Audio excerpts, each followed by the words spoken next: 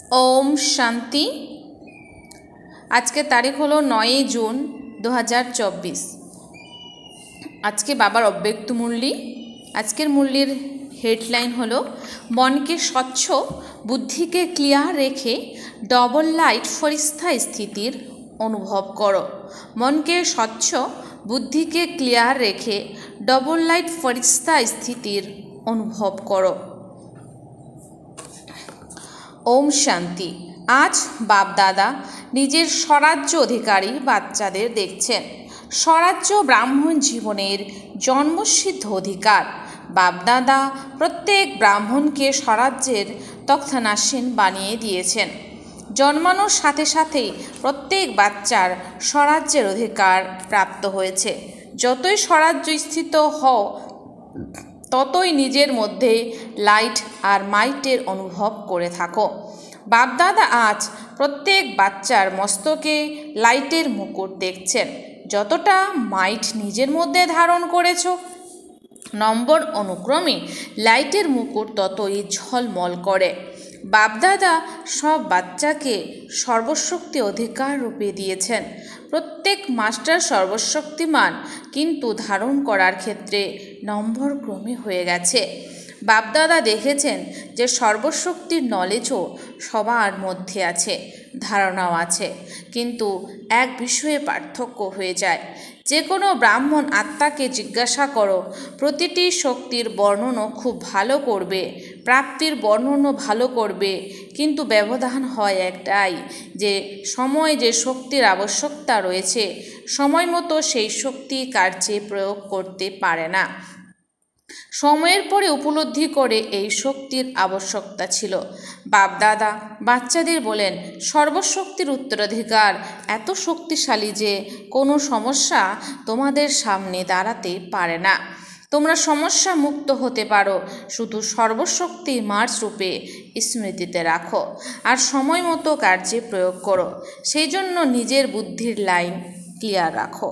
বুদ্ধির লাইন যত ক্লিয়ার এবং ক্লিন হবে ততই নির্ণয় শক্তি তীব্র হওয়ার কারণে যে সময় যে শক্তির আবশ্যকতা থাকবে কার্যে লাগাতে পারবে।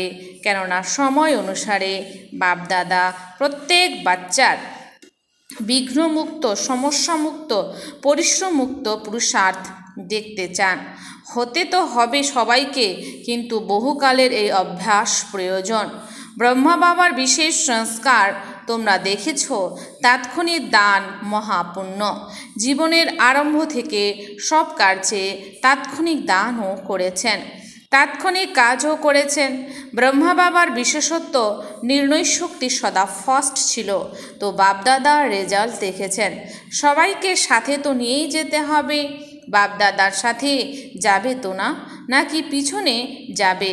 যখন সাথেই যেতে হবে তো ফলো ব্রহ্মা বাবা, কর্মে ফলো ব্রহ্মা বাবা আর স্থিতিতে নিরাকারী শিব বাবাকে ফলো করতে হবে। কিভাবে ফলো করতে হয় জানো তো না? ডবল বিদেশিরা জানো কিভাবে ফলো করতে হয়। ফলো করা খুব সহজ তো না? যখন ফলোই করতে হবে তখন কেন, কিভাবে এগুলো সমাপ্ত হয়ে যাবে? তাছাড়া সবার অনুভব আছে যে কেন, কিভাবে এগুলো নিমিত্ত ব্যর্থ সংকল্পের আধার। ফলো ফাদারে এই শব্দ সমাপ্ত হয়ে যায়। কিভাবে নয়, এভাবে বুদ্ধি তৎক্ষণাৎ যাচ করে, এভাবে চলো, এভাবে করো। তো বাপ দাদা আজ বিশেষভাবে সব বাচ্চাকে হতে পারে তারা প্রথমবার এসেছে অথবা পুরনো তাদেরকে এই ইশারা দেন যে নিজের মনকে স্বচ্ছ রাখো। অনেকের মনে এখনও ব্যর্থ আর নেগেটিভের ছোট বড় দাগ রয়েছে। এর কারণ পুরুষার্থের শ্রেষ্ঠ স্পিড তীব্র গতিতে বাধা উপস্থিত হয়। বাপদাদা সদা শ্রীমত দেন যে মনে সদা প্রত্যেক আত্মার প্রতি শুভ ভাবনা এবং শুভ কামনা রাখো। এটাই স্বচ্ছ মন। অপকারের প্রতিও উপকার বৃত্তি বজায় রাখা, এটা স্বচ্ছ মন। নিজের প্রতি বা অন্যের প্রতি ব্যর্থ সংকল্প আনা এটা স্বচ্ছ মন নয়। তো স্বচ্ছ মন এবং ক্লিয়ার বুদ্ধির জাজ করো। অ্যাটেনশনের সাথে নিজেকে দেখো, উপর নয় যে ঠিক আছে না ভেবে দেখো মন আর বুদ্ধি স্পষ্ট। শ্রেষ্ঠ তবে ডবল লাইট স্থিতি হতে পারে। বাবার সমান স্থিতি বানানোর এটাই সহজ সাধন। বাবার সমান স্থিতি বানানোর এটাই সহজ সাধন। আর এই অভ্যাস অন্তে নয়, বহুকালের অভ্যাস আবশ্যক। তো চেক করতে জানো তোমরা, নিজেকে চেক করবে, অন্যকে করো না। বাপদাদা আগেও হাসির কথা বলেছিলেন যে কিছু বাচ্চার দূরের নজর খুব তীক্ষ্ণ আর কাছের দৃষ্টি দুর্বল, সেই জন্য অন্যকে জাজ করতে খুব হুঁশিয়ার। নিজেকে চেক করতে দুর্বল হয়েও না। বাপদাদা তোমাদের আগেও বলেছিলেন, যেমন এখন তোমাদের এটা পাকা হয়ে গেছে যে আমি ব্রহ্মকুমারী বা ব্রহ্মকুমার। ঘুরতে ফিরতে তোমাদের ভাবনায় আমি ব্রহ্মকুমারী, আমি ব্রহ্মকুমার, ব্রাহ্মণ আত্মা।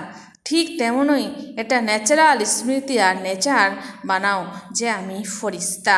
অমৃত বেলায় ওঠার সাথে সাথে এটা পাক্কা করো যে আমি ফরিস্তার পরমাত্ম শ্রীমতে নিচে এই সাকার তনে এসেছি সবাইকে সমাচার দেওয়ার জন্য এবং শ্রেষ্ঠ কর্ম করার জন্য।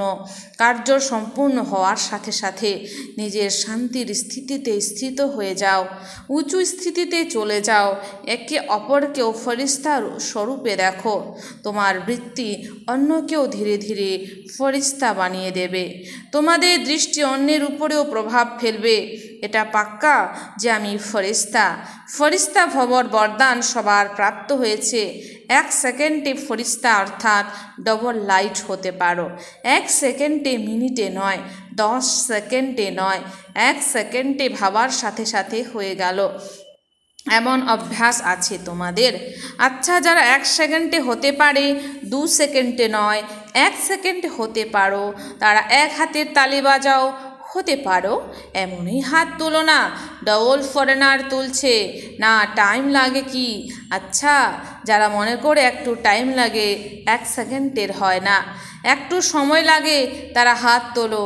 অনেকে হাত তুলেছে ঠিক আছে, কিন্তু লাস্ট মুহূর্তের পেপার 1 সেকেন্ডে আসার আছে, তখন কি করবে? অকস্মাৎ আসবে আর 1 সেকেন্ডে আসবে।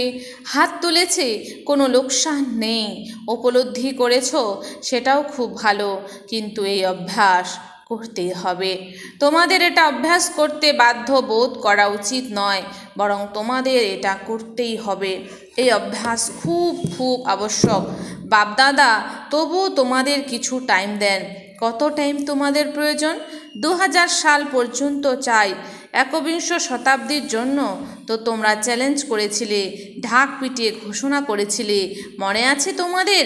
চ্যালেঞ্জ করেছিলে গোল্ডেন এজেড দুনিয়া আসবে কিংবা বাতাবরণ বানাবো। চ্যালেঞ্জ করেছো তো না? তাহলে এত পর্যন্ত তো অনেক টাইম আছে। যতটা অ্যাটেনশন স্বপ্রতি দিতে পারো নয়, দিতেই পারো, দিতেই হবে। যেভাবে দেহভাবে আসতে কত টাইম লাগে? 2 সেকেন্ড। না চাইতো দেহভাবে এসে যাও, তো কত টাইম লাগে? 1 সেকেন্ড নাকি তার থেকেও কম লাগে। জানতেও পারো না যে দেহ বোধে পৌঁছে গেছো। ঠিক সেভাবেই এই অভ্যাস করো। কিছু হচ্ছে বা কিছু করছো, সেটা কোনো ব্যাপার নয়, কিন্তু তোমরা যেন এটাও জানতে অপারগ হও যে আমি সোল কনসিয়াস পাওয়ারফুল স্থিতিতে ন্যাচারাল হয়ে গেছি। ফরিস্তা স্থিতি ন্যাচারাল হওয়া উচিত। নিজের নেচার যতটা ফরিস্তা ভাবের বানাবে, নেচার ততটা স্থিতিকে ন্যাচারাল করে দেবে। তো বাপদাদা কত সময় পরে জিজ্ঞাসা করবেন, কত সময় চাই? জয়ন্তী বলো, দাদিজি বলেছেন আর আজকেরটা আজই হবে, কাল নয়। যদি আজকেরটা আজই হয়, তবে এখন সবাই ফরিস্তা হয়ে গেছো তোমরা, হয়ে যাবে নয়। যদি যাবে তো কবে? বাপদাদা আজ ব্রহ্মা বাবার কোন সংস্কারের বিষয়ে বলেছেন? তাৎক্ষণিক দান মহাপূর্ণ। প্রত্যেক বাচ্চার প্রতি বাপদাদার ভালোবাসা আছে, তাই তো তিনি মনে করেন তার কোনো বাচ্চা কম নয়। নম্বর ক্রম কেন? সবাই নম্বর 1 যদি হয়ে যায় তবে ভালো হয়। আচ্ছা, আজ অনেক গ্রুপ এসেছে, প্রশাসক বর্গ, অ্যাডমিনিস্ট্রেশন উইং, নিজেরা মিলে তোমরা কি প্রোগ্রাম বানিয়েছো? এমন তীব্র পুরুষার্থের প্ল্যান বানিয়েছে যাতে শীঘ্র তোমরা সব শ্রেষ্ঠ আত্মার হাতে এই কার্য এসে যায়।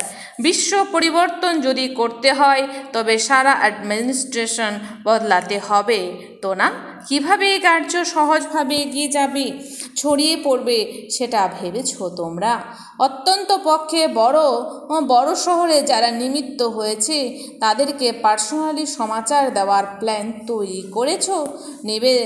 নিদেন পক্ষে তারা যেন এটা বোঝে যে আধ্যাত্মিকতার দ্বারা পরিবর্তন হতে পারে আর হওয়া উচিত। তো নিজেদের বর্গকে জাগাও, সেই জন্য এই বর্গ বানানো হয়েছে। বাপদাদা বর্গের সেবা দেখে খুশি, কিন্তু রেজাল্টে এটা দেখতে হবে যে প্রতিটা উইং বর্গ তাদের নিজের বর্গকে কতদূর পর্যন্ত মেসেজ দিয়েছে, অল্প বিস্তর জাগিয়েছে নাকি সহযোগী বানিয়েছে। সহযোগী সাথী বানিয়েছো তোমরা, ব্রহ্মকুমার বানাওনি, কিন্তু সহযোগী সাথী বানিয়েছো তোমরা। সব বর্গকে বাপদাদা বলেছেন যে যেরকম এখন ধর্মনেতারা এসেছে, নম্বর 1রা ছিল না, তবু এক স্টেজে সবাই একত্র হয়েছে এবং সবার মুখ থেকে নির্গত হয়েছে যে আমাদের সবাইকে একসাথে মিলে আধ্যাত্মিক শক্তি ছড়িয়ে দেওয়ার প্রয়োজন। ঠিক সেরকমই প্রতিটি বর্গ উইং থেকে যারা এসেছো সেই প্রতিটা বর্গকে এই রেজাল্ট বের করতে হবে যে আমাদের বর্গের মধ্যে মেসেজ কতদূর পর্যন্ত পৌঁছেছে। দ্বিতীয়ত, আধ্যাত্মিকতার আবশ্যকতা আছে আর আমরা সহযোগী হয়েছি, এই রেজাল্ট হতে হবে। তারা রেগুলার স্টুডেন্ট হবে না, কিন্তু সহযোগী হতে পারে। তো এখনও পর্যন্ত প্রতিটি বর্গের জন্য যে সবাই করেছো, যেমন এখন ধর্মনেতাদের ডেকেছো, তেমনই প্রতিটি দেশ থেকে প্রতিটি উইংসের জন্য করো। প্রথমে ইন্ডিয়াতে করো, পরে ইন্টারন্যাশনাল করো। প্রতিটি বর্গের এরকম ভিন্ন ভিন্ন স্টেজের স্থিতি একত্রিত হবে এবং এটা যেন অনুভব করে যে আমাদের সহযোগী হতে হবে। প্রতিটি বর্গ থেকে এই সেবার রেজাল্ট এখনও পর্যন্ত কত বের হয়েছে, তাছাড়া ভবিষ্যতের প্ল্যান কি? কেননা একটি বর্গের একজন যদি অন্যদের সমীপে নিয়ে আসার এই লক্ষ্য বজায় রাখে, তাহলে সব বর্গের যারা সহযোগী রয়েছে তারা সংগঠিত হয়ে আবার বড় সংগঠন বানাবে। তাছাড়া একে অন্যকে দেখে তাদের উৎসাহ উদ্দীপনা আসে। তারা এখন এদিক ওদিকে ছাড়িয়ে আছে, কোনো শহরে কিছু তো কোনো শহরে কিছু। যদি ভারতেও দেখো তো ভালো ভালো সহযোগী আত্মারা বিভিন্ন জায়গা থেকে বেরিয়েছে, কিন্তু তারা গুপ্ত থেকে যায়। তাদেরকে একসঙ্গে নিয়ে কোনো বিশেষ প্রোগ্রামে রেখে যদি অনুভবের লেনদেন করা হয় তো ফারাক পড়ে, তারা সমীপে এসে যায়। কোনো বর্গের 5 আত্মা হবে, কারো 8 হবে, কারো 25-30 হবে। সংগঠনে আসার সামনে এগিয়ে যায়, উদ্যম উল্লাস বাড়ে। তো এখনও পর্যন্ত যেসব বর্গের সেবা হয়েছে তার রেজাল্ট বের হওয়া উচিত। শুনেছ সব বর্গের? সবাই শুনছো তো না? সব বর্গ থেকে বিশেষভাবে যারা এসেছো তারা হাত তোলো। অনেকে রয়েছো তো এখন রেজাল্ট দাও। কত কে এবং কত পার্সেন্টের সমীপে সহযোগী হয়েছ, তারপরে তাদের জন্য চিন্তাকর্ষক প্রোগ্রাম বানাবে। ঠিক আছে তো না? যারা তোমরা মধুবনের তারা খালি থেকে যেও না। খালি থাকতেও চাও তোমরা, বিজি থাকতেও চাও তো না? নাকি শান্ত হয়ে পড়ো? মধ্যে মধ্যে 15 দিনের ছুটিও হয়, আর হওয়াও দরকার, কিন্তু প্রোগ্রামের পরে প্রোগ্রামের লিস্টে হওয়া উচিত, তাহলে উৎসাহ উদ্দীপনা বজায় থাকে। নয়তো যখন তোমাদের সেবা থাকে না তখন দাদি বলেন তোমাদের বিষয়ে একটা কমপ্লেন থাকে, বাবা বলবেন তোমাদের কমপ্লেন্টের ব্যাপারে, বলেন তোমরা সবাই নিজের হাতে যে নিজের গ্রামে যেতে চাও, ঘুরে আসতে চাও এবং সেখানে কিছু সেবাও হয়ে যায়। সে কারণে তোমাদের নিজেদেরকে বিজি রাখতে এটা ভালো। যদি তোমরা বিজি থাকো তাহলে কোনো রকম খিটখিট হবে না। তাছাড়া দেখো যারা মধুবনের তাদের বিশেষত্বের জন্য বাপদাদা পদ্মগুণ অভিনন্দন জানান। 100 গুণও নয়, বরং পদ্মগুণ। কোন বিষয়ে? যারাই আসে তাদের সেবা করার জন্য মধুবনের সকলের এমন গভীর ভালোবাসা বেরিয়ে আসে যে তাদের ভেতরে যা থাকে সেসব লুকিয়ে পড়ে। তারা অব্যক্ত প্রতীয়মান হয়, ক্লান্তিহীন মনে হয় এবং সকলের রিমার্ক দেখে যায় যে এখানে তো প্রত্যেক ফরিস্তা প্রতিভাত হচ্ছে। তো এই বিশেষত্ব খুব ভালো, যা সেই সময় বিশেষ উইল পাওয়ার এসে যায়, সেবার ঝলক থাকে। তাই তো বাপদাদা এই সার্টিফিকেট দিয়ে থাকেন। তবে তো অভিনন্দন দেওয়া উচিত না? তাহলে তালি তো বাজাও। মধুবনের তোমরা খুব ভালো। সেই সময় বাপদাদাও আসেন, পরিভ্রমণ করতে আসেন। তোমরা জানতে পারো না, কিন্তু বাপদাদা পরিভ্রমণ করতে আসেন। সুতরাং মধুবনের এই বিশেষত্ব আরও বাড়বে। আচ্ছা, মিডিয়া উইং।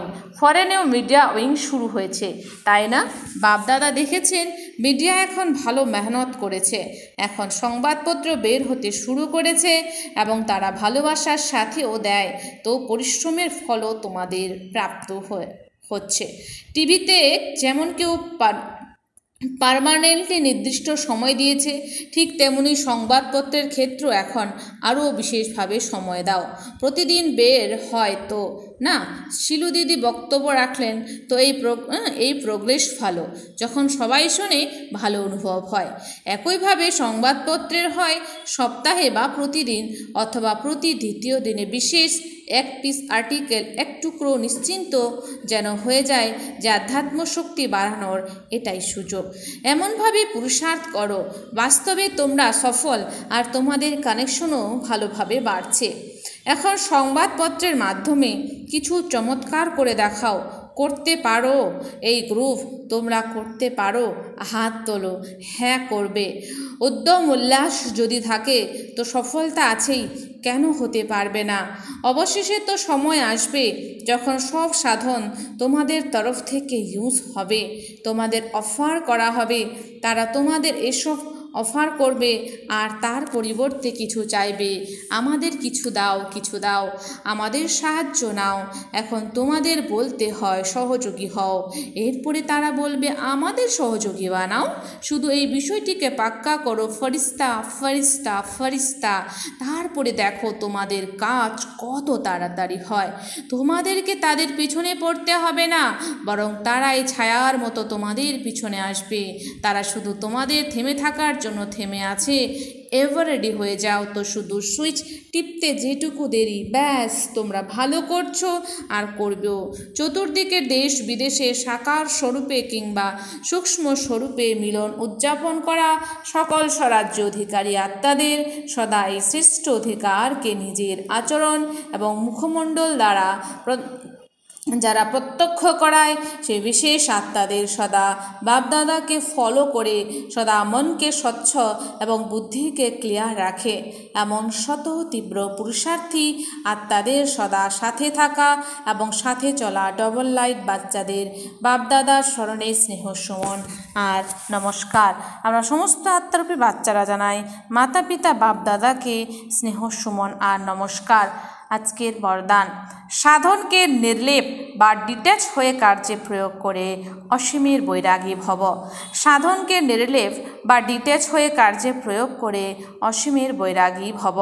স্পষ্টীকরণ: অসীমের বৈরাগী অর্থাৎ কারো প্রতি আকর্ষণ নেই।